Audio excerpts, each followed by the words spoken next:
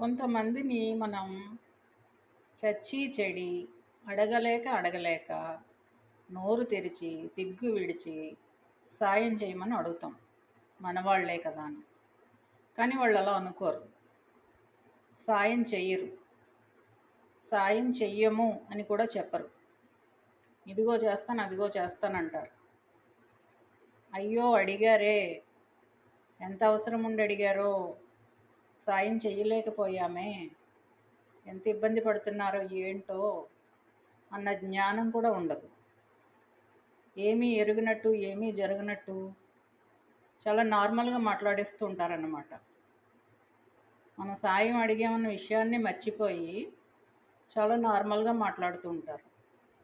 మనకి బాధ ఉంటుంది కదా, ఏదో అడిగాము, అడక్కడక్క అడిగాము, వీళ్ళు సాయం చేయలేదని బాధ ఎంతో కొంత ఉంటుంది కదా.